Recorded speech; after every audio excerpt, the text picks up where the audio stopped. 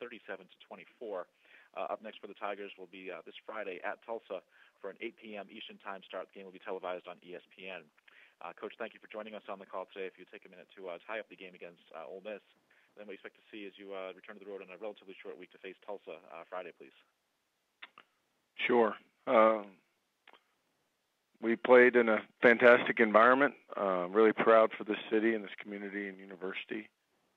Found a way to get a victory this last week versus a very good Ole Miss team. And now it's our job to turn the page and prepare for a very talented and explosive Tulsa team on the road. So we're looking forward to the challenge and got a lot of work to do this week to get ready for those guys. Take questions for Coach Fuente, please. *1 on your telephone to join the queue. The operator will introduce you. We'll go to Josh Kendall at the State Newspaper in Columbia, South Carolina. Good morning, Justin. I'm curious, you were a hot name on the whatever the big coaching list out there is before this, and you're certainly to be even more so now. How do you handle that situation, given that you have a full-time job as it is? Well, it's really pretty easy. Part of my message to our team has been handling the things that come with success, and whether it's our quarterback or our offense or individual players. And for me, I feel like it's my obligation to set a great example for them as well. Like we, as coaches, have the same distractions. And for me, I show up every day to go to work and do everything I can to prepare our football team, and then I go home. So I do my best to just shut it all out and try and focus on our kids. I know you probably don't want to deal with hypotheticals, but if somebody were to call and say, I'm interested, would you say I can't talk until the season's over? Would you say we have to do this, Yeah, I'm not getting involved with – I'm worried about this football team right now. Thank you, Justin. You bet. We'll go next to Barry Trammell at the Oklahoman. Yeah, Justin, you're going back to your hometown this week. Any special thoughts taking such a good team back into where you grew up? Well, it's special because I love Tulsa, Oklahoma. My parents still live there. My sister and her family live there. My aunt and uncle live there. I've got a lot of family there and a lot of friends there. So, it's special for non-football reasons, just for me. I always go home or try to go home one time in the winter and one time in the summer to see everybody. So, always enjoy a chance to go home. Looking back on your career, you left Oklahoma in '97, early '98. Your 3 years in Norman. How did that shape what became of your coaching career? Well, it's kind of an interesting question. First of all, Dick Winder had a huge influence on me while I was at the University of Oklahoma. He was my position coach, and Barry, without giving you a 2-hour dissertation on it all, basically I played for Bill Blankenship at Union and then played for Dick Winder at Oklahoma. And they could not be two more different people. Coach B is as laid back as you can get, and Coach Winder was as rough and tough and as mean and hard on me as anybody I've ever had, and I would have jumped in front of a train for both of them. And I think I'm in between those two guys, those two personalities. But Coach Winder had a huge influence on me. Ultimately, helped me get to TCU.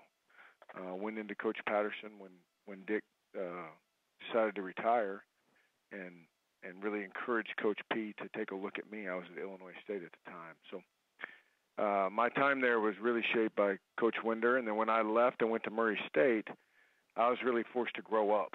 I was at a university. I did not know a single person. I didn't have any friends. Nobody cared that I had played quarterback at Oklahoma or anything else. And socially, I really grew up from my move from Oklahoma to Murray, Kentucky.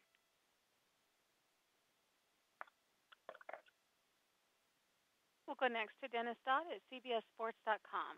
Hey, Justin, put Saturday in perspective, because I think before the Kansas game, Memphis has lost 16 straight to Power 5 schools. How big is this? Well, I think it's in perspective for our fans and then perspective for our team. For our team it got us bowl eligible. We won our non-conference game against a very good team and a fantastic atmosphere. And now we've got to go turn our sights to our league. At the end of the year, hopefully we can sit back and talk about what a neat experience it was. But right now we don't have time to dwell on it. We got to play on Friday. For our fans, right. I think it meant a tremendous amount. It's a chance for them to really take some pride in the program.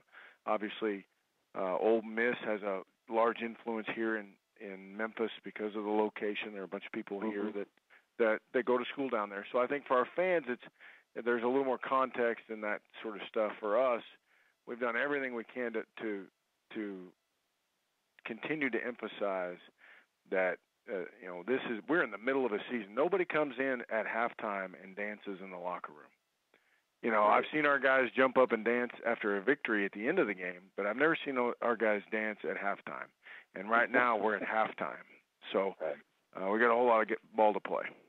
And also a big picture question. What shape was the program in when you got there, and are you to the point now where you can beat Ole Miss on players or not? What's the secret sauce right now? Well, I don't think we beat them on very many players now. Recruiting? Yeah, no. Right. No, we don't. Now, we try. Now, the good news is there's good players out there, and we can continue to try and evaluate and bring guys in. We do have a guy or two that wanted to come, that are local kids that really wanted to come to Memphis right out of the box, that maybe would have had that opportunity to go down there if they'd gone through the recruiting process, but only one or two, not very many. Right. But as far as where the program was, first of all, we're still evolving. We're not a finished product. We've got a lot of warts that we've got to continue to get ironed out. But I wasn't in very good shape. We didn't have a lot of people on the team. We didn't have a lot of pride, and we didn't have a great work ethic. And hopefully we've at least changed those three things. Right. Thanks. You bet. We'll go next to Bill Bender at Sporting News. Hey, Coach. Good afternoon. I was just wondering, as you've watched with what you guys have done, with what Houston's done, Temple's done, obviously all three schools are ranked. How would you evaluate this conference? I mean, where does it fit in the rankings?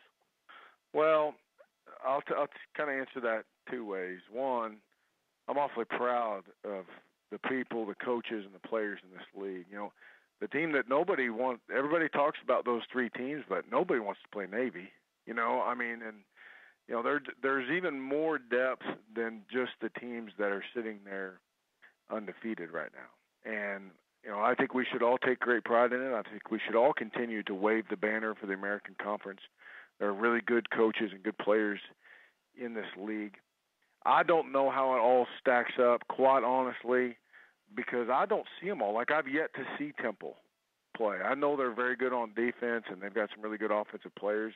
And I don't think Matt's seen us. Maybe one Thursday night he watched us, but you don't see those people until you get into all the crossover games. So it's pretty hard for me to rank everyone when I haven't seen as big a sample size as most everybody else.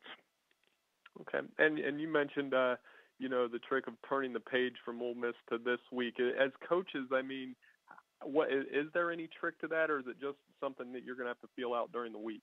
Well, I'm hopeful, and we tried to set the tone yesterday, and I'm hopeful that our leadership on our team will continue to do that, and hope we realize why we had success against Ole Miss, because of the way we prepared, the way we practiced. Let's not change those things. I know it won't be from a standpoint of we don't understand who we're getting ready to play, because I do believe our kids do understand the talent level, the explosiveness offensively of Tulsa, because we've already been on the field with Bowling Green, and they're very similar. So I know that got their attention. So hopefully we can do a great job driving those points home. Thanks, Coach. You bet. And we have time for one more for Coach Fuente, please. And we'll go to Dan Tortora at Dan Tortora Broadcast Media. Hi, Coach. How you doing today? I'm good. How are you? Good. Thanks for asking. to look at what you've been able to do over the years at Memphis, not just this year, and obviously you have more to come this year, have half of the season to go, but the players' response to you, how you kind of feel out the locker room, to see it through your eyes and, something that we can't see on the field, just how you feel the team responds to you and kind of the culture that you feel when you're standing in that locker room. Well, it's a good question. And, it's different. It's been different the last couple of years. It was different last year. I felt like we were more mature last year. This year, I feel like we are maturing as the season goes along. Like, I'm starting to hear our guys take leadership roles that maybe never had before. I'm starting to hear guys repeat things that we've been preaching for a long time. I'm starting to hear them say them out loud and talk about them openly. And then, the thing that I've always tried to do with these guys is shoot them straight. And I do think there's some real acknowledgement of that with the kids. I think they do understand that when they're doing it right, I am absolutely going to tell them that they're doing it correctly. And when they're not, I'm absolutely going to tell them that they're not doing it correctly and that I'm disappointed and that we need to fix it. So, we have a pretty straightforward relationship. And, like when they win ball games and they go in the locker room and they get to jumping around and having a good time, I just stand back and watch and take great pride in that, because in the back of my mind, I know how many of those locker rooms I've been in was really, really rough. And I take great pride and enjoyment out of watching those kids enjoying it. And when you see them after defeating a top 15 ranked team in Ole Miss that defeated Alabama when they were ranked 2, do you have some of those moments? I mean, even though we've been talking about how you have to focus on the rest of the season, was there a moment like that? Did you take a step back and see the kids after this game against Ole Miss? Oh, absolutely. Absolutely. We got the last interception, the kid went down, and the kids were rushing on the field. And, when they got into the locker room, to just see their genuine joy and watch them dance around and sing and do whatever they were doing was really cool. And,